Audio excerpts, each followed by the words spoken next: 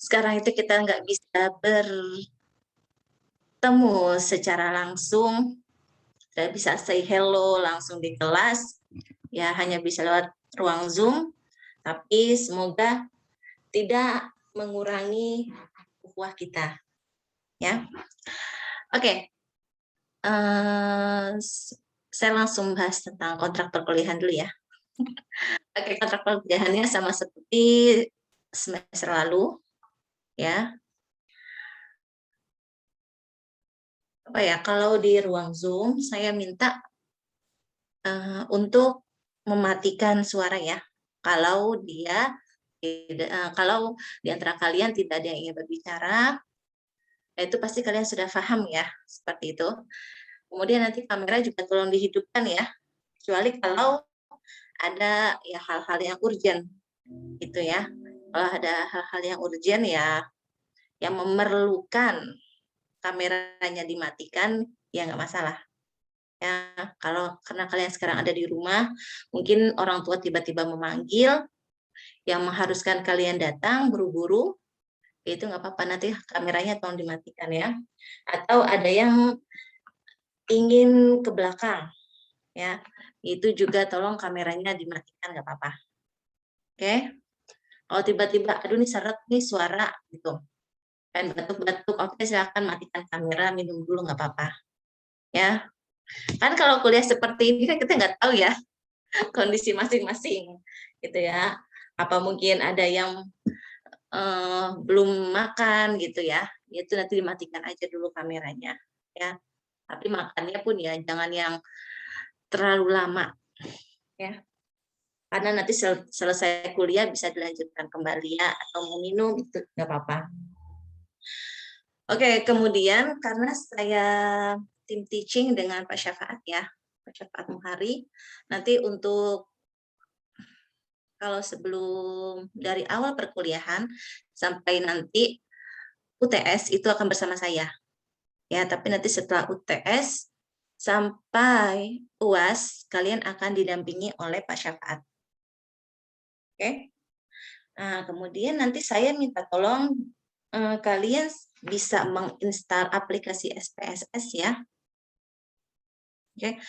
Nanti kan dengan Pak Syafaat itu akan belajar bagaimana kita memasukkan data-data penelitian.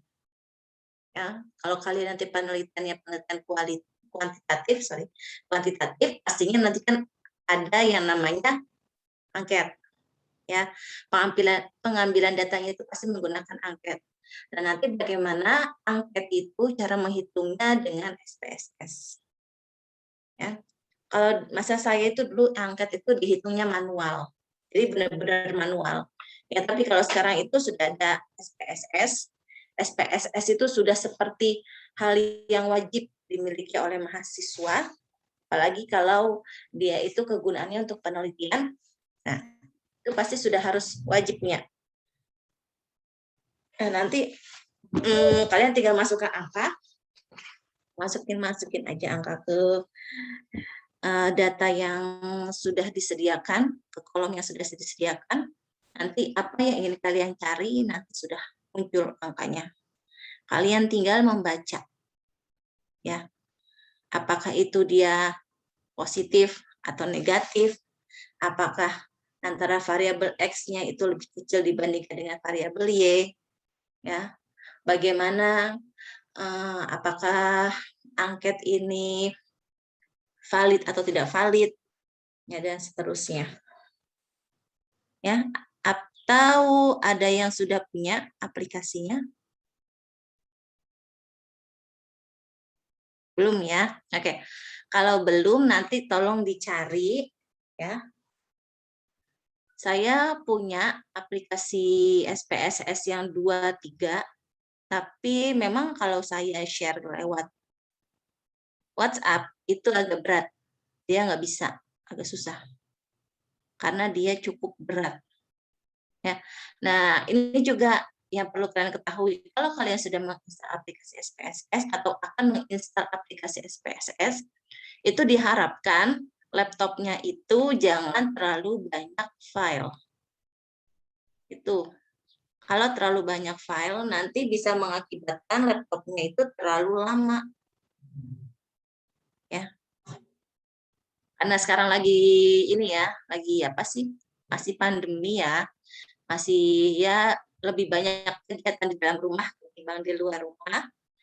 Nah, pastinya kan di antara kalian ya, pastinya itu mempunyai ya simpanan-simpanan film-film lah untuk mengisi waktu kosong.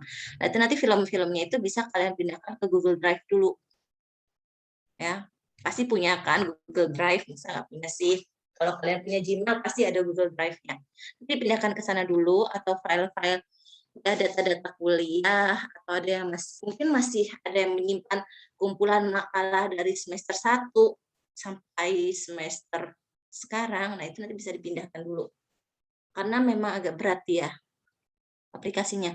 Dan hanya bisa digunakan di laptop ya, SPSS itu. Jadi di HP itu nggak bisa. Dia. Atau mungkin sekarang sudah ada ya SPSS untuk HP ya, tapi setahu saya sih belum ada. Oke. Ada yang ingin ditanyakan terkait kontrak perkuliahan? Ibu izin bertanya. Oke. Untuk aplikasi SPSS itu di laptop ada batasannya nggak, Bu? Misalkan kayak harus di Windows 10 atau Windows berapa gitu. Itu sebenarnya kan dia versinya banyak ya. Ada versi 23, versi 22, versi 21. Nah, nanti disesuaikan dengan laptopnya. Seperti itu. Ya. Jadi seperti ini, saya punya versi 23.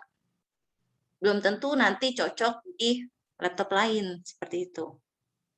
Ini pun yang versi 23 itu karena kemarin saya upgrade, itu udah nggak bisa lagi sekarang.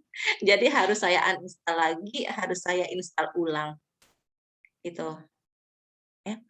Dan nanti itu ya, karena berat, ya saya kasih tahu dari sekarang aja karena berat, nanti mungkin bisa disiasati ya, karena pastinya ketika nanti oleh Pak Syafaat kan langsung praktik. Jadi ya disiasatinya itu kalian zoomnya itu dengan HP, laptop itu untuk prakteknya. Jadi nggak bisa dua-duanya zoom bareng sama apa ya, berbarengan zoom dengan laptop itu agak berat. Ya, sebenarnya walaupun selain itu juga kan agak sulit ya kalau lagi praktek kita pakai di laptop yang sama dengan zoom, berbarengan dengan zoom itu agak susah. Jadi gampangnya seperti itu. Jadi pakai dua HP dan laptop. Laptop untuk prakteknya, HP-nya untuk Zoom-nya. Oke. Nah, kemudian sama seperti semester kemarin, karena kemarin kita statistik 1 itu dengan membuat makalah ya, membuat PPT. Nah, nanti untuk semester ini pun juga saya minta untuk membuat makalah dan PPT. Tapi hanya 8 kelompok saja. Oke. Karena nanti selebihnya itu kurang lebih 4 kali pertemuan itu praktek. Praktek ilmu-ilmu yang sudah kalian dapatkan dari statistik 1 sampai statistik. Itu. Jadi berarti walaupun beda versi tetap sama kan ya, Bu ya? Gitu. Sama tetap. Berarti versi 22, versi 23 ya, setahu saya kemana ada yang terbaru itu 24 deh kalau nggak salah. 24. 4 juga ada. Makanya nanti disesuaikan aja dengan laptopnya. Baik, terima kasih.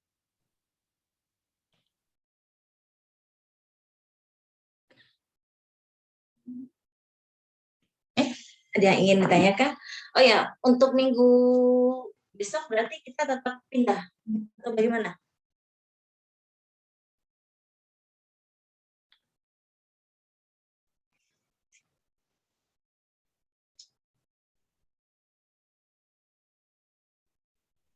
Jadi pindah ke hari Senin atau tetap di hari Selasa? Iya Ibu, jadi hari Senin jam pertama. Senin jam pertama ya. Ini cuma 4 mata kuliah kan ya? Iya Ibu. Jadi waktunya lama. Ibu, itu yang Makala kira-kira dibagiin kelompoknya atau enggak? Atau belum gitu? Saya belum bagiin, nanti kalian aja yang membagikan. Ya pokoknya ya sekitar itu 8 kelompok. Udah di-share belum? Belum. Maksudnya udah ada yang minta belum RPS ke Prodi?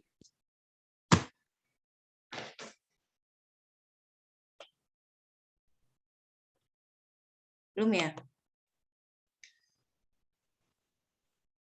Jadi saya kirim.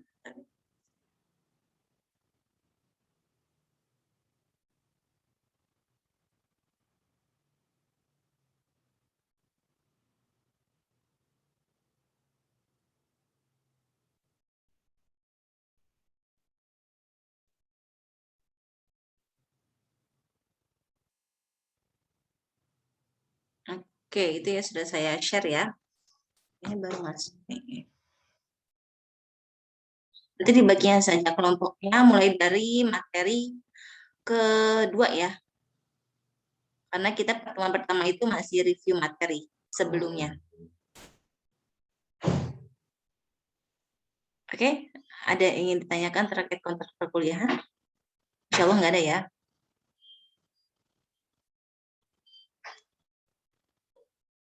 Oke, sekarang saya ingin bertanya ke kalian, apakah masih ada yang ingat tentang perbedaan atau pengertian dari statistik dengan statistika?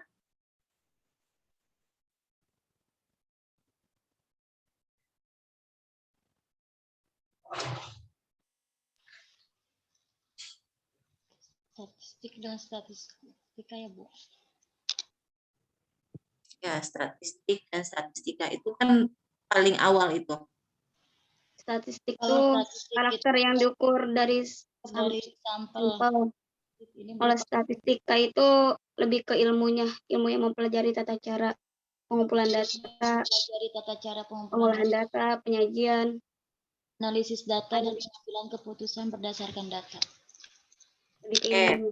ya berarti kalau udah disebutkan bahwa statistik itu datanya, ya, segampangnya. Kemudian kalau statistika itu adalah ilmunya, ya. Oke. Kemudian, mana ya ini ya? Ini.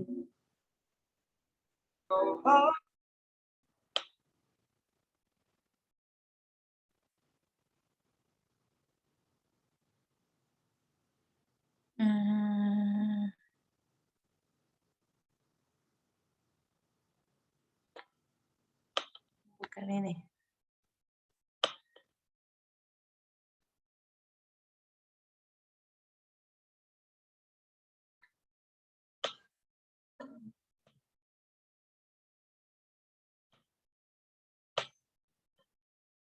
Nah, kemudian ada istilah populasi dan ada juga istilah sampel. Masih ada yang ingat populasi dan sampel itu apa?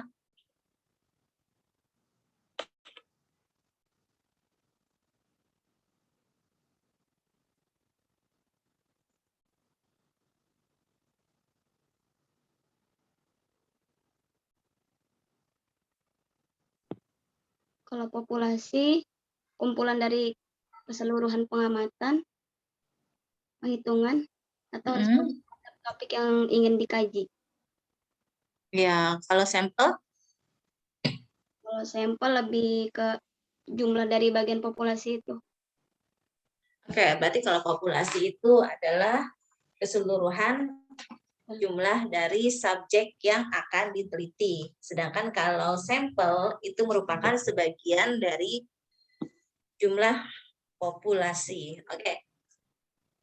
Maksudnya bagaimana? Contohnya, kamu ingin melakukan penelitian di satu sekolah, ya, di sekolah. Contohnya, nanti kan pasti kalian akan melaksanakan PLP ya. PLP-nya kapan? Belum tahu. Belum tahu ya. Oke, nanti contohnya di sekolah tempat kalian melaksanakan PLP,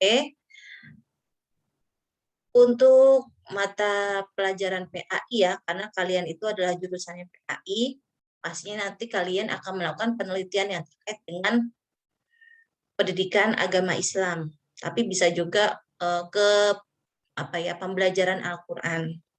Ya itu bisa juga ya, karena Al-Qur'an itu ada kaitannya juga dengan pendidikan agama Islam. Nah, kalian ingin melakukan penelitian ke sekolah, contohnya tuh ke sekolah SMA 3 di kelas berapa ya? Di kelas 11. Ya. Di situ kelas 11-nya itu jumlah keseluruhan siswanya ada 200 siswa.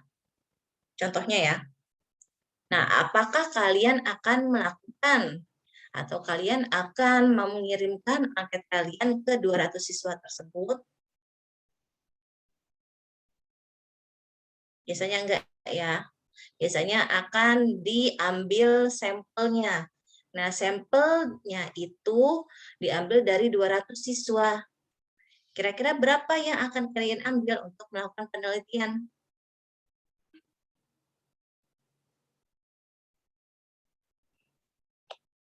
Kira-kira berapa?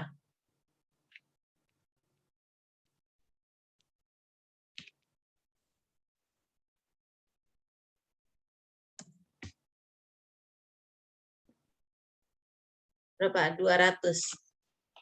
Kira-kira dari 200 siswa, itu populasinya 200 siswa.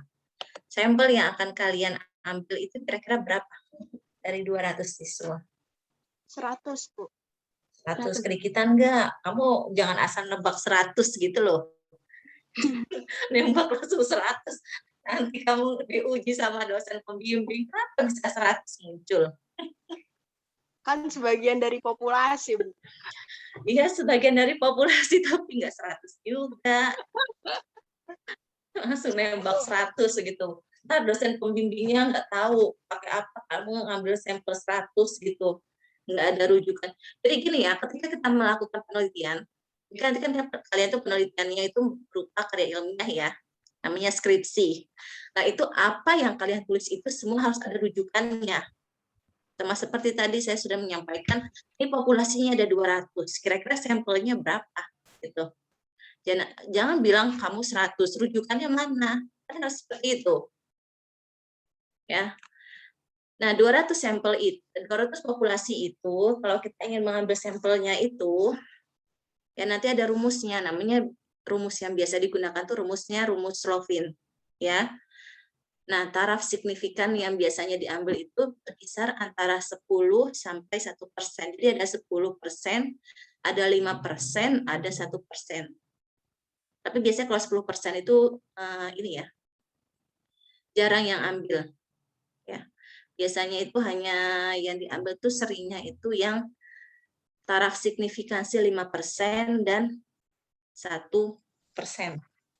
Biasanya. Nah, ini tapi enggak ini ya, maksudnya itu gini.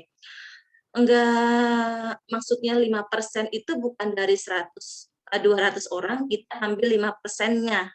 Bukan seperti itu. Ya. Tapi maksud 5% di situ atau 1% di situ adalah kesalahan yang ingin kita hindari selama penelitian itu ada 5%. Ya. Jadi kira-kira berapa dari 200 orang itu? Ya bisa berarti kita melakukan penelitian atau kita mengirimkan angket ke 180-an orang atau 180-an siswa. Seperti itu, ya. Jadi semakin banyaknya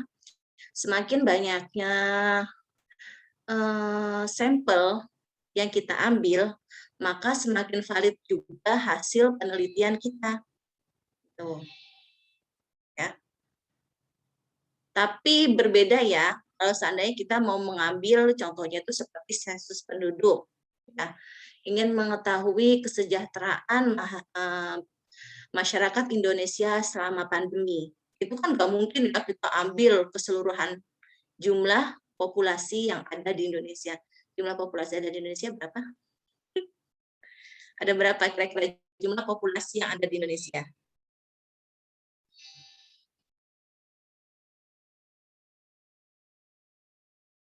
Berapa kira-kira?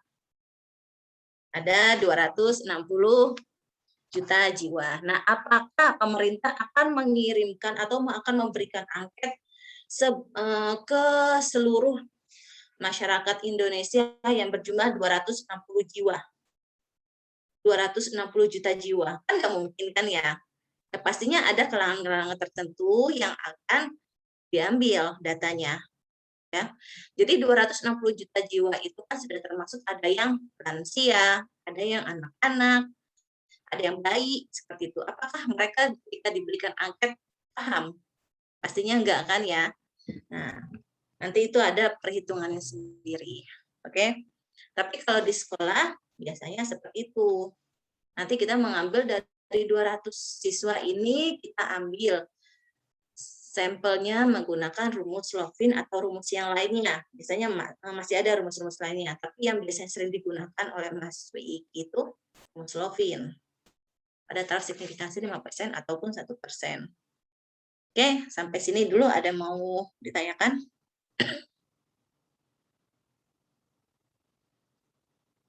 Tapi jika seandainya dari 200 siswa itu kamu ingin mengambil semua, ya, karena kan kita ngirimnya pakai angket ya. Kalau masa pandemi itu pastinya kita tinggal bikin Google Form, kemudian kita sebar linknya, udah selesai, ya kan gitu. Nah kalau kita mengambil semuanya bagaimana Bu? Bisa, tapi nanti kita jatuhnya ke total sampling. Maksudnya apa? Total dari keseluruhan populasi kita ambil, itu menjadi total sampling. Ya.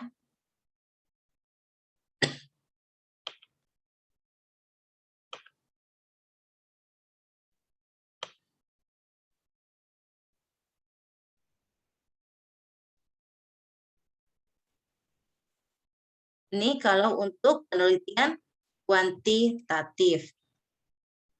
Ya.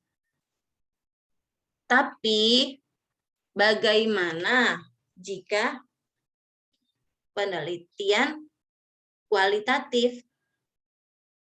Teknik pengumpulan datanya kalau kualitatif apa?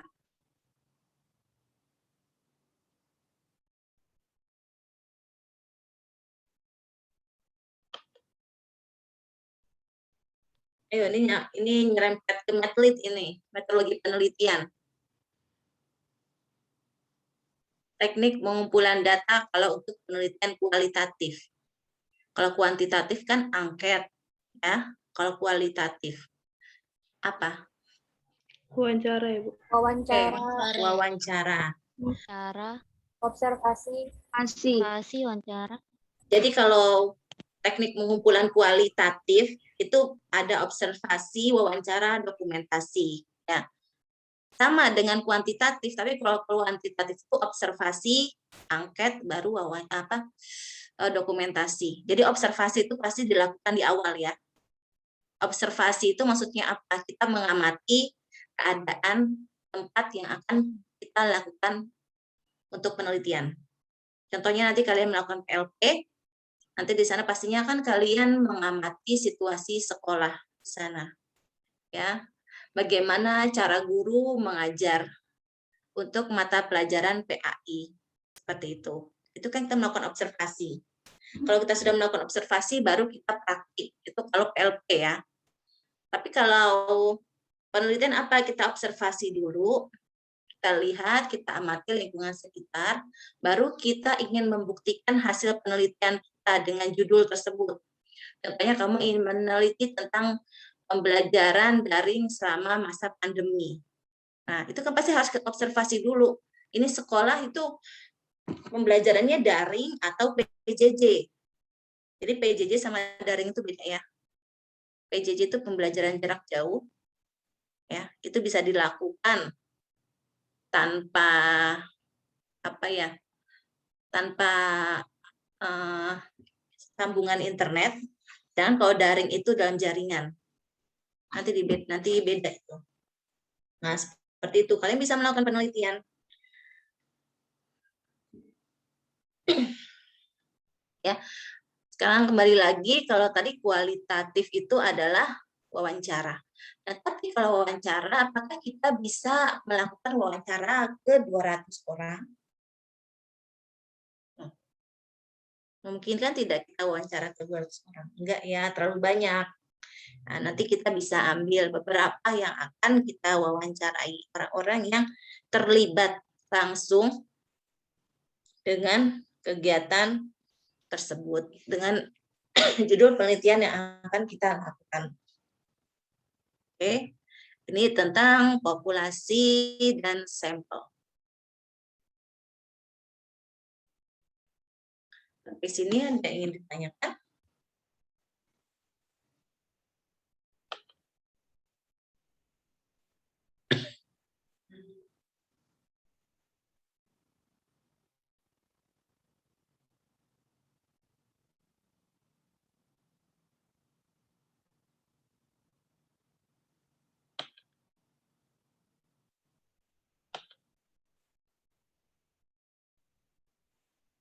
Oke, insya Allah nggak ada ya. Kalau tidak ada, sekarang kita loncat ke variabel. Ada yang masih ingat variabel itu apa?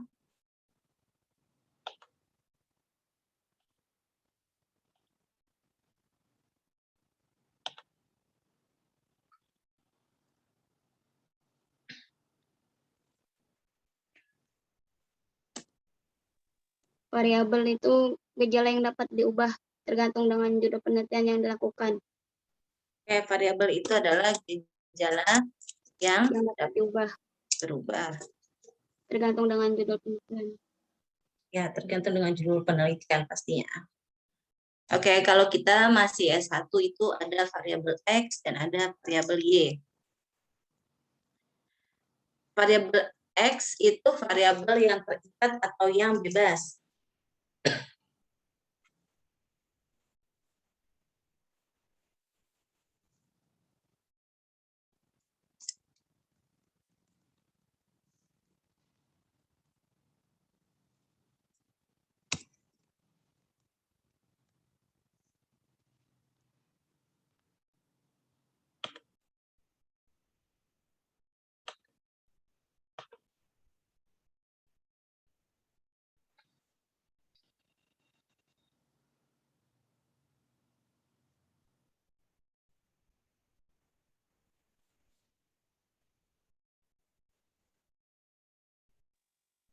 Terikat, Bu. Terikat ya.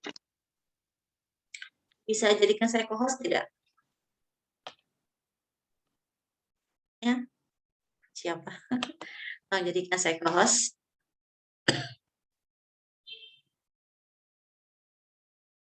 Co-host aja, co-host aja.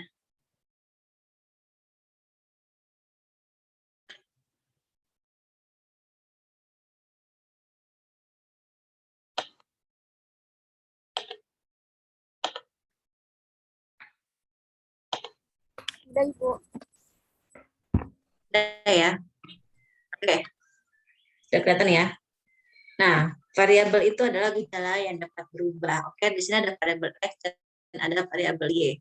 Jadi variabel X itu variabelnya dia bebas ya. Bebas atau tidak terikat. Berbeda dengan variabel Y yang dia itu terikat dengan variabel Y, variabel X.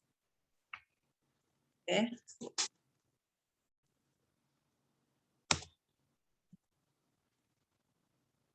Ada tidak yang bisa memberikan satu contoh judul penelitian ke saya?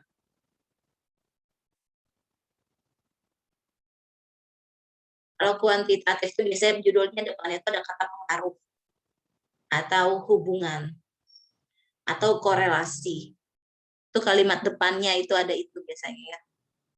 Berbeda dengan kualitatif. Kalau kualitatif itu bisa nilai-nilai karakter ya dalam K13. Bisa seperti itu. Tapi itu terlalu sedikit sih biasanya judulnya itu. Bisa juga judulnya tuh implementasi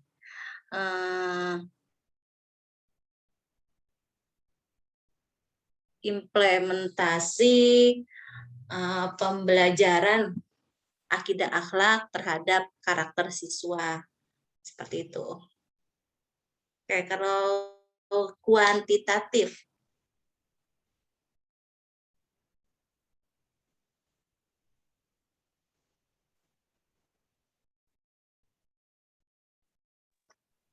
Pengaruh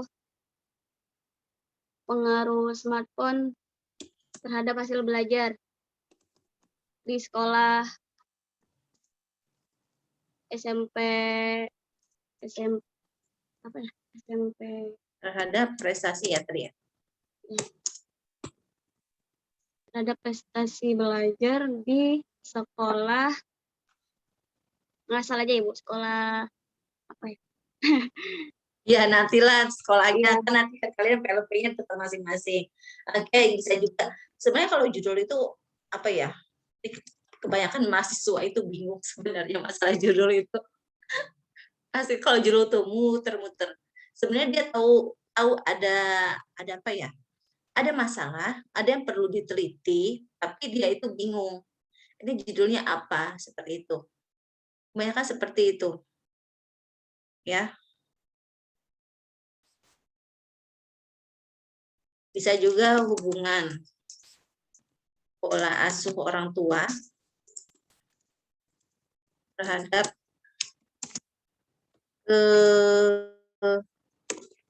kemandirian anak. Nah, ini bisa diteliti hubungan pola asuh orang tua terhadap kemandirian anak. Itu bisa diteliti. Ya. Kemudian apa lagi?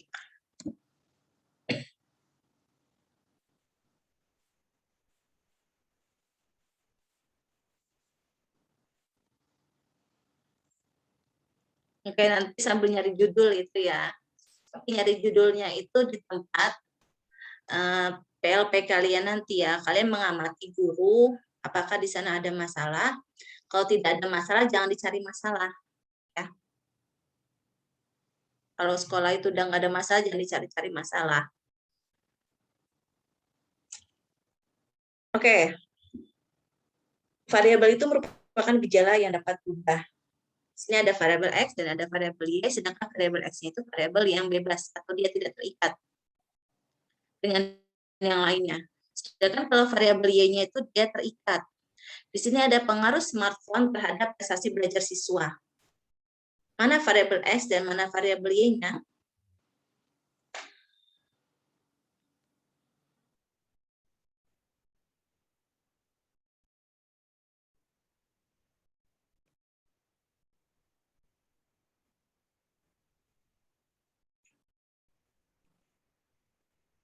Mana variabel yang bebasnya itu?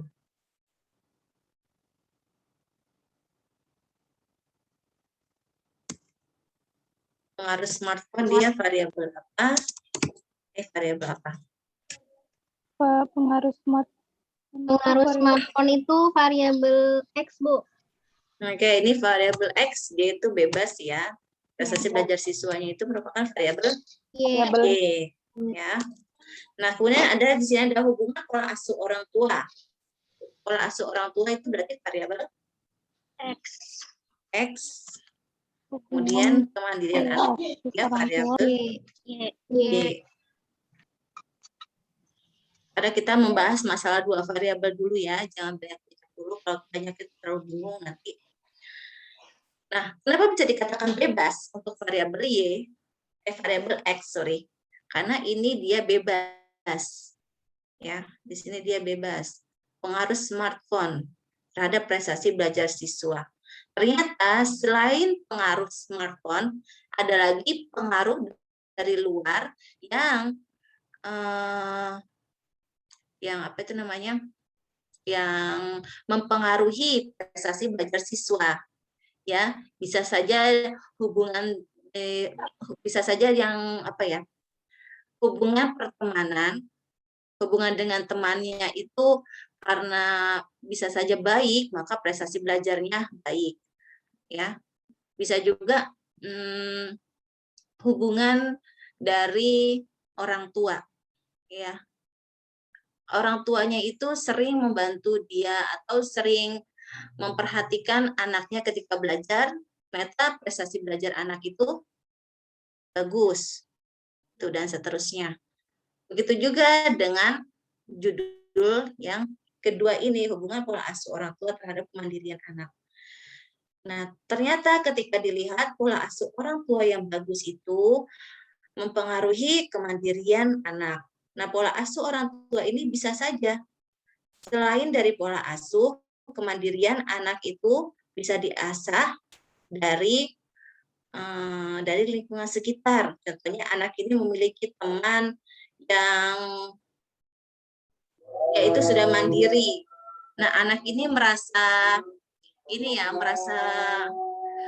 kagum dengan temannya. Jadi anak ini tuh mengikuti kebiasaan-kebiasaan yang dilakukan oleh temannya. Ternyata kegiatan-kegiatan tersebut mengasah kemandirian anak. Nah, itu bisa. Ya. Oke, sampai sini sudah paham?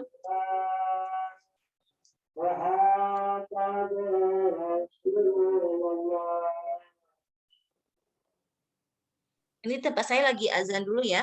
Jadi agak kedengeran suaranya.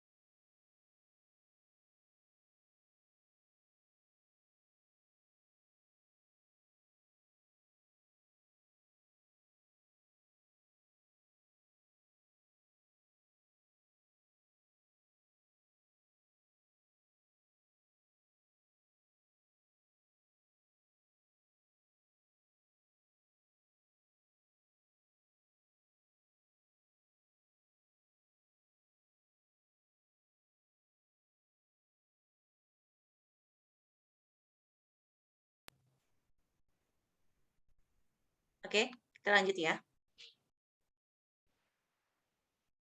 Kalau sudah, kita berpindah ke korelasi. Oke. Korelasi, masih ada yang ingat korelasi itu apa?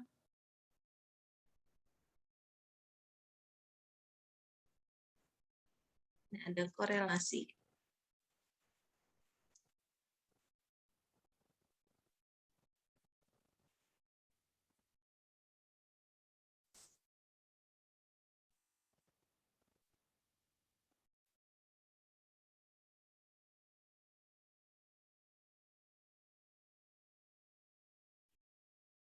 Masih ada yang ingat korelasi itu apa?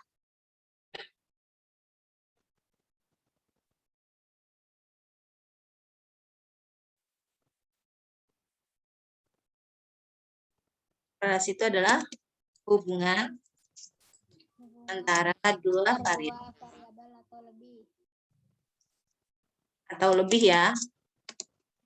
Tapi di sini kita masih membahas tentang hubungan antara dua variabel saja. Yaitu ada variabel X dan ada variabel Y. Nah,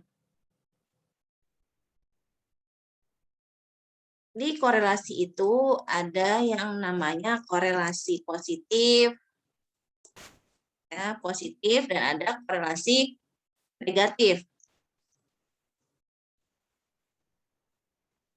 Nah, bisa tidak berikan saya pengertian dari korelasi positif dan korelasi negatif?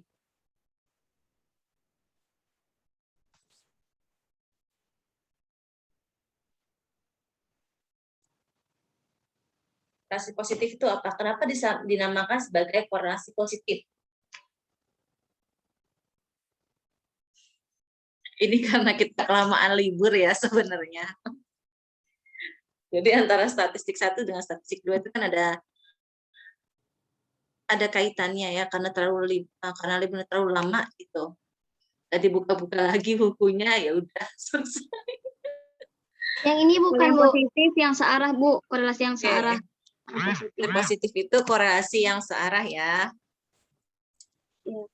Yang searah. Kalau yang negatif itu yang berlawanan. Korelasi yang berlawanan. Oke. Di sini ada 2 judul ya, ada pengaruh smartphone terhadap prestasi belajar siswa. Kalau korelasi positifnya dulu bagaimana? Semakin tingginya pengaruh teknologi smartphone, maka semakin tingginya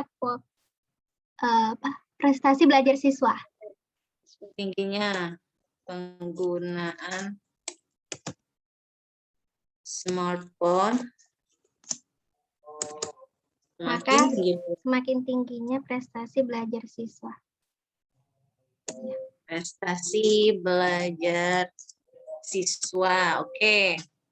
Kalau untuk yang hubungan pola asuh orang tua terhadap kemandirian anak, itu bagaimana korelasi positifnya?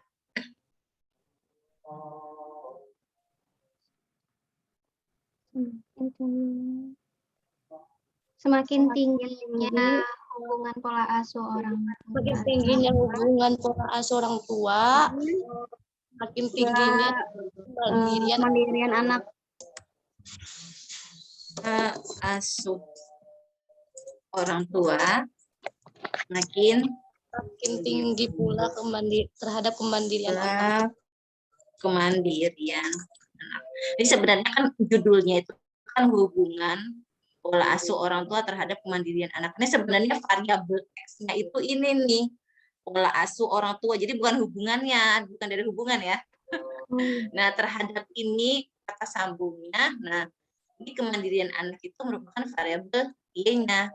Jadi sebenarnya kalau untuk menentukan atau menyebutkan korelasi positif atau korelasi negatif, nah berarti kata kuncinya ya ini aja, pola asuh orang tua dan kemandirian anak. Sama aja seperti ini smartphone. Ini kan yang jadi variabel X itu kan smartphone-nya ya, bukan pengaruh. Smartphone-nya, variabel Y-nya itu adalah prestasi belajar siswa. Seperti itu. Ya. Jadi nanti jangan disebutin semakin tingginya hubungan pola asuh orang tua gitu. Ya. Jadi ini nih. Oke. Sekarang kalau korelasi negatif itu bagaimana? Semakin tingginya penggunaan teknologi smartphone, maka semakin rendah prestasi belajar siswa. Maka semakin rendah pula prestasi belajar siswa.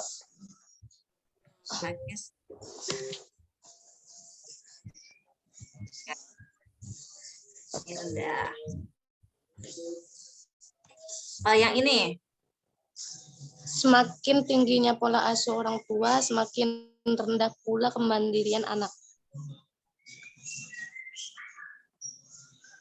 makin rendah pula. Nah, kita mengetahui bahwa itu korelasi positif, itu korelasi negatifnya itu dari mana? Kira-kira nanti.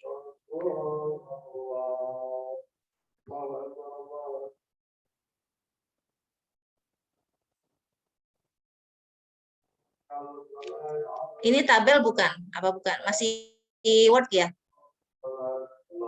Iya, Bu. Yang saya share masih Word? Masih. Iya, Bu. Oke, saya stop dulu ya. Ini punya kakak semester kalian kemarin. Oke, ini sudah keluar ya. Di sini.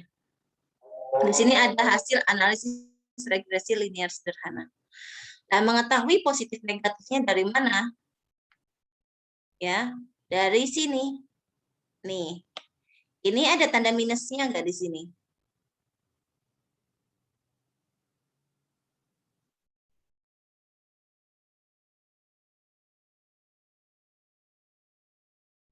Saya gedein dikit deh. Ada tanda minusnya nggak? Nggak ada, Bu. Nggak ada kan? Kalau tidak ada tanda minus, berarti ini berupa korelasi yang sifatnya positif. Oke. Kalau saya ada tanda negatifnya, terutama di sini ya, biasanya itu di sini atau di sini. Nah, itu berarti dia masuk ke dalam kategori korelasi yang negatif. Ya. Jadi sebenarnya negatif di sini pun bukan berarti hasilnya itu jelek. Ya, kalau kalian baca di buku ya, kalau masih nyimpen bukunya kan ya. Kalau kalian baca di bukunya itu korelasi yang sifatnya negatif itu bukan berupa nilai angkanya itu kecil, nilai angkanya itu rendah. Tapi itu menunjukkan bahwa adanya korelasi yang bersifat negatif. Yang di sana itu negatif di situ adalah yang bersifat berlawanan, bukan bersifat satu arah. Ya. Ya, nanti sama Pak Syafat nanti diajarin yang begini ya. Nanti bagaimana caranya kita membaca angka-angka di dalam tabel. Apa angka-angka mana yang harus kita keluarkan? Ya, di sini kan hasilnya itu adalah 0,696. Jadi kalau di SPSS itu dia kalau di depan koma ya, kalau angkanya bentuknya pecahan ya, pecahan, biasanya kan 0,696. Dia itu kalau di belakang, di depannya itu adalah 0, dia nolnya itu nggak tertulis ya. Jadi langsung titik 696. Berbeda dengan angka selain 0, seperti 1, 2, dan seterusnya, dia biasanya seperti ini, 7,924. Tapi kalau 0 itu langsung titik 696. Oke. Nah, di sini dapat diketahui angka koefisien regresi nilainya sebesar 0,696. Angka ini mengandung arti jika pengaruh self konsep mengalami peningkatan sebesar 1%. Ya, maka minat menjadi guru akan meningkat sebesar 0,696. Nah, karena nilai koefisien regresi bernilai positif, maka dapat dikatakan bahwa self konsep berpengaruh positif terhadap minat belajar guru, minat menjadi guru. Nah, itu makanya bisa dikatakan positif karena tidak ada tanda negatifnya. Oke. Sampai sini ada yang ingin ditanyakan?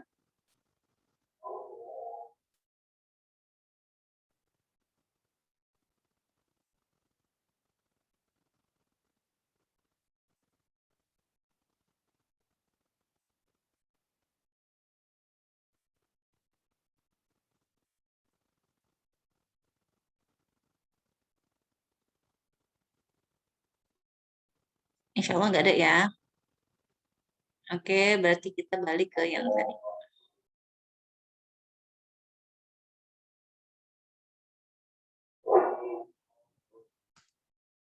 Oke, kita balik ke sini ya. Nah, kalau sudah kita menemukan itu, kita pun harus merujuk kepada pendapat beberapa tokoh. yang mengatakan bahwa semakin jika anak itu menggunakan smartphone, dari penggunaan smartphone tersebut dapat meningkatkan prestasi belajar siswa. Itu menurut pendapat tokoh siapa? Ya. Kemudian yang ini, semakin tingginya pola asuh orang tua, semakin tinggi pula kemandirian anak. Nah, itu menurut pendapat tokoh siapa?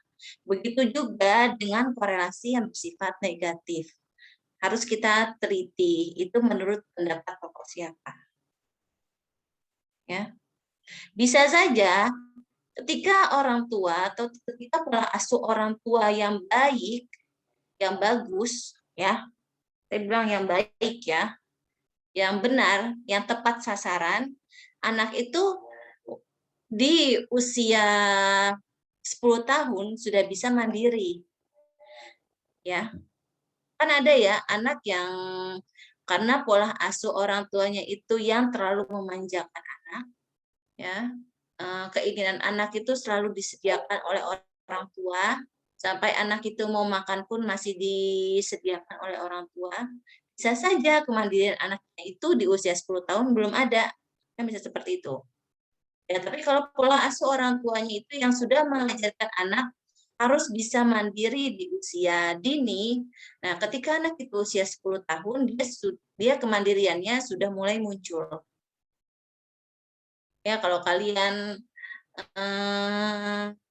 pernah mendengar ada ya pondok pesantren untuk anak usia SD. Jadi ada itu anak SD usia 6 tahun, 7 tahun yang sudah dipondokkan oleh orang tuanya. Ya karena memang anak itu kemandiriannya sudah dididik sejak kecil.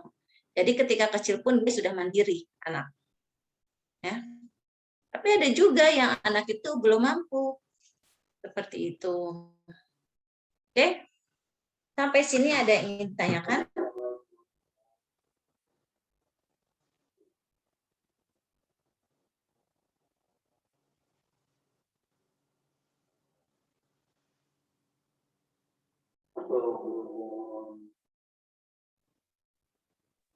Tidak, Bu. Allah, enggak ya? Udah paham ya, insya Allah ya? Allah. Insya Allah. sudah, Bu. Oke, kalau udah paham, ya saya sih mau review itu aja. Buat nanti, itu dasar ya. Itu dasarnya ketika kalian ingin melakukan penelitian kuantitatif. Ya, walaupun kelihatan kuantitatif ataupun kualitatif. Itu hampir sama. Tapi bedanya itu hanya di judul. Tadi saya udah menyebutkan ya. Kalau judul kuantitatif itu biasa ada kata pengaruh atau hubungan atau korelasi. Tapi kalau untuk penelitian kualitatif itu tidak ada. Ya. Kemudian pengambilan datanya pun juga berbeda. Ya, teknik pengumpulan datanya. Kalau kualitatif dia menggunakan wawancara, kalau kuantitatif menggunakan angket. Ya.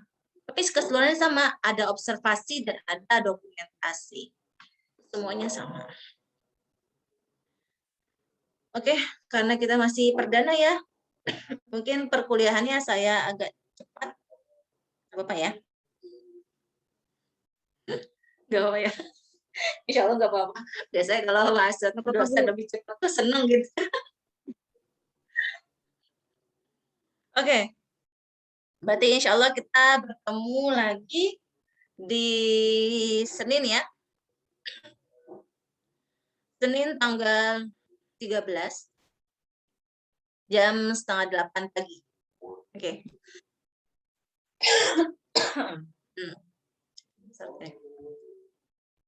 Nanti saya kirim link absensi ya seperti semester yang lalu kita menggunakan Google Form ya untuk absensi ya. Saya kirimkan linknya. Baik. Benar ya, sudah nggak ada yang tanya ya? Takutnya nanti masih bertanya-tanya dalam hati tapi nggak berani berbicara gitu kan. Tapi insya Allah enggak. Nanti kalau masih ada yang mengganjal bisa japri ke saya atau di pertemuan berikutnya akan kita bahas. Oke? Oke, karena sudah tidak ada yang ingin tanya, Saya mohon maaf yang sebesar-besarnya jika ada tutur kata saya yang salah dalam penyampaian materi. Kurang lebihnya saya mohon maaf. Assalamualaikum warahmatullahi wabarakatuh. Waalaikumsalam. Terima kasih banyak, Bu. Ya, sama-sama. Ya, saya izin lift ya. Ya, Ya, Ibu. Bu. Ya, terima kasih. Sama.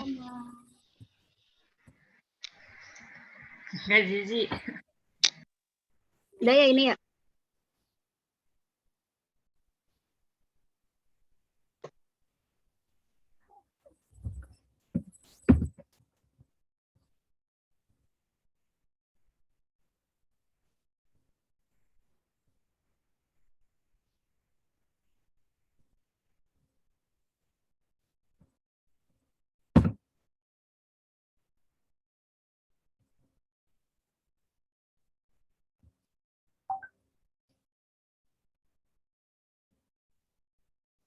Kalau orang mau gue sih anjir.